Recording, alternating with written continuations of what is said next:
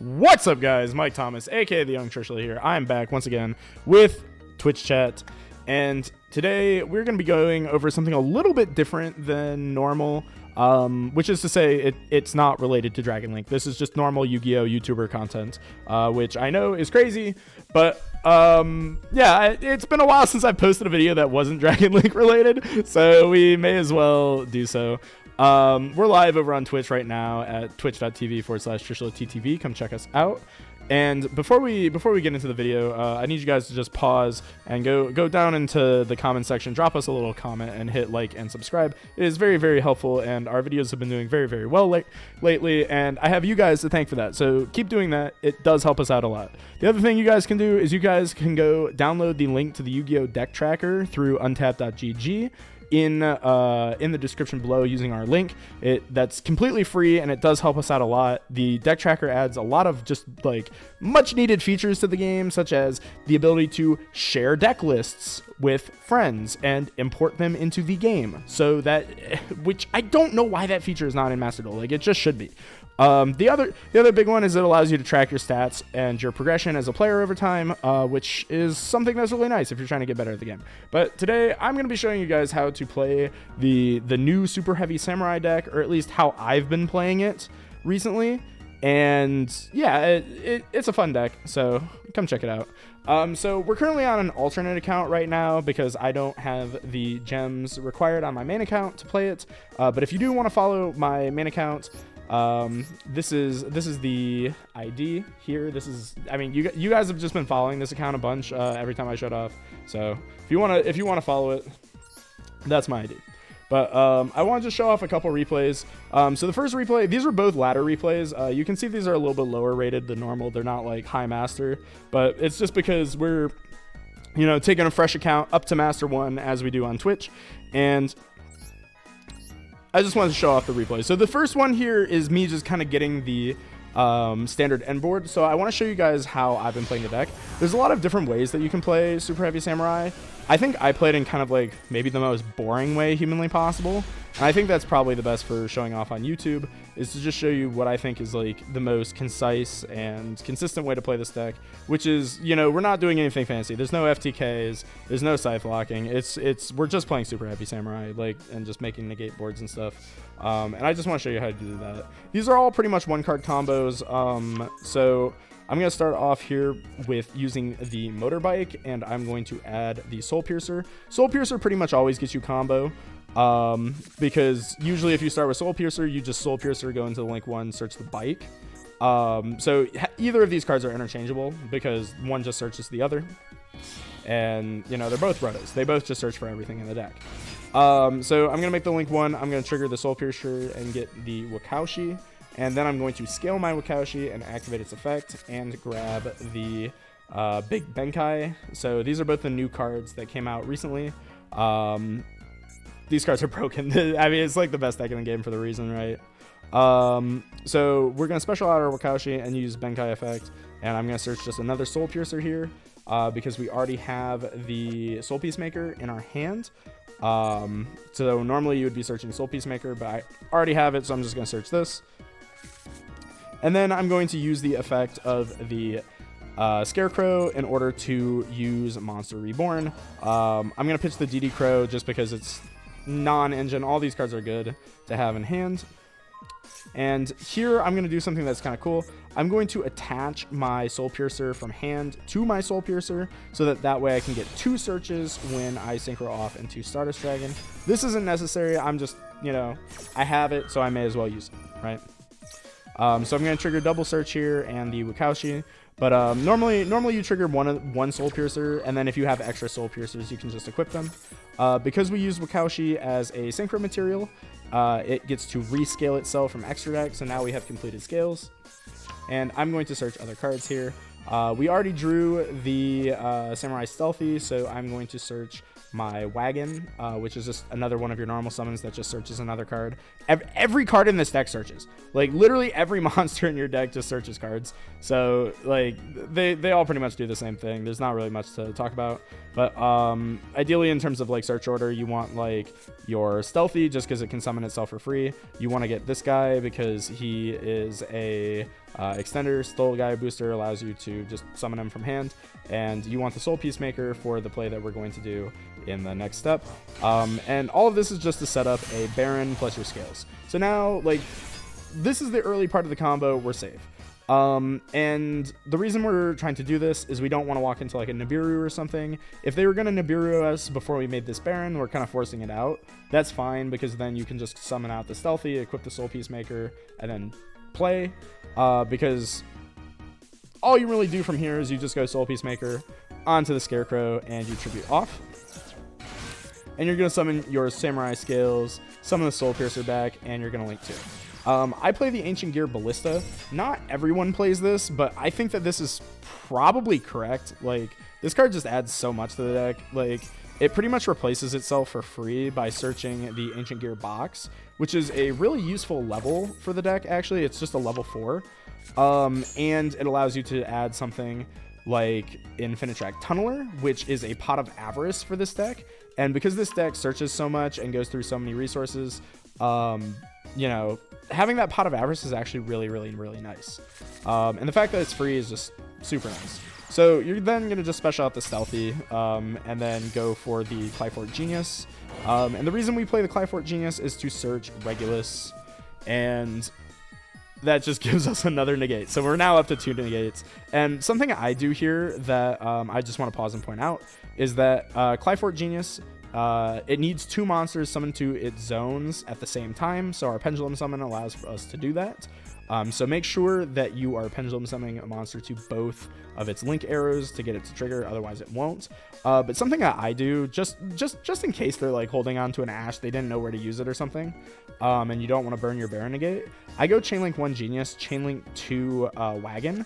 So Wagon's interesting where like when it's summoned, it switches itself to defense, or like it switches its battle position, and then if it's in defense, it can switch itself back to attack to search. So I Pendulum Summon it in attack mode on purpose, so that I can chain block for this Genius. Because I could just summon it in defense and, you know, not play the animation of, you know, switching it, you know, switching positions and just get my search that way. But I just want to get the chain block. So here we're going to search another Soul Piercer, just, you know, just more searches just because. And then I'm going to link up into the Sprite Elf. So this is where I think I play a little bit differently than a lot of people. I see a lot of people going for like Apollo in the extra monster zone. I don't love that. I think Sprite Elf is just a better card in general. And I think that people are just trained to make the Apollo because we didn't have Sprite Elf in the TCG at this point. Like it was banned, I'm pretty sure. So the Apollo is just what people were going for. I think that's a little bit overkill with this board. So I just make the Sprite Elf to protect our stuff and to get a Monster Reborn. And I think this card's just generically kind of better. And then I link off for the IP Masquerena. And I'm going to trigger my Soul Piercer and just grab a search. I like to search Bike for follow-up because I don't know exactly what card I want next turn. Bike searches everything in our deck, so may as well get the Bike. And then I'm going to use the Sprite Elf and Reborn the Bike. And Bike is going to use its effect on field where it can target a machine monster and boost its level by 2. And I'm going to just use that to make Warlord Savage Dragon. So I guess this is your Dragon Link reference if you're curious what the tie to this channel is. You know, we do still end on our Savage Dragon. And then we're going to slap our King Regulus onto the field. And then we get our Soul Piercer back. And because our opponent has no cards, we can just Baron pop our own Soul Piercer and just get another search now. May as well. I end up searching the Wukaushi just so that we have that as well. Maybe if we get evenly or something, maybe it'll matter. And then we will finally use our Tunneler effect in the graveyard. So as I mentioned before, this is an Avarice. And I choose as my targets, I choose the Stealthy, the Soul Piercer, the... what did I choose? Hold on. I thought I was putting it at the top of the graveyard. It wasn't. So I chose Stealthy, Scales, Scarecrow, Soul Piercer, and Soul Peacemaker. So if you're curious on like what to target, I like to target the one-ofs. You know, these cards are both one-ofs. You know, Scarecrow's an extra deck piece. May as well put that back. We've been through all of our Soul Piercers, I'm pretty sure. So may as well put one back. And then same thing with Soul Peacemaker. And then normally if Soul Gaia Booster was in my graveyard, I'd be selecting that as well, but it's just in our hand. So the reason I wanted to show you this off is that I still have the Soul Gaia Booster. I never ended up using it. So that means that you can play through Disruption pretty easily with this. And then we drew 2 cards, and of course they're broken. They're hand traps because this deck plays a ton of hand traps. So just so that you have an idea, like there was no hand traps involved here, but like you can see that we're floating extenders. So this deck still has gas to push through. And I think this is a really strong board. Like you have protected, like a protected negate, protected IP, 2 negates to back that up, and then the IP can go into stuff. And then you're ending on 6 cards in hand. And this is all off of like 1 card. This is a 1-card combo. And we can show you just the rest of the duel just to like show you guys. My opponent Kaiju Slumbered, and I just negated with Regulus because I didn't want him a second copy. He goes for Lubellion, which I thought was interesting. He added Magnemite, and here I just activated the Maxi just because I was like, I don't know if you're baiting me for like trying to use these interactions. So it's like, maybe you have a Kaiju in your hand you're holding on to. I'm just gonna throw this. You know, like I'm missing out on the draw from Magnemite, but when I'm this far ahead, I don't think that matters too much.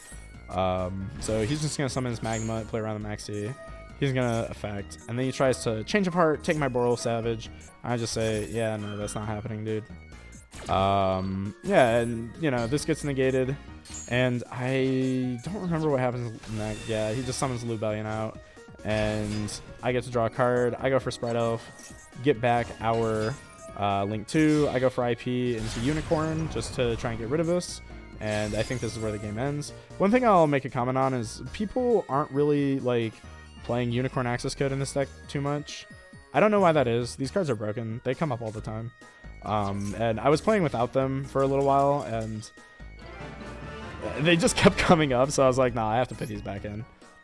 So that's basically kind of like what you're aiming for. That's kind of how I've been playing the deck and what I'm aiming to go through. But I want to also just show you guys this other replay of the deck playing through hand traps, because this deck can play through hand traps like crazy.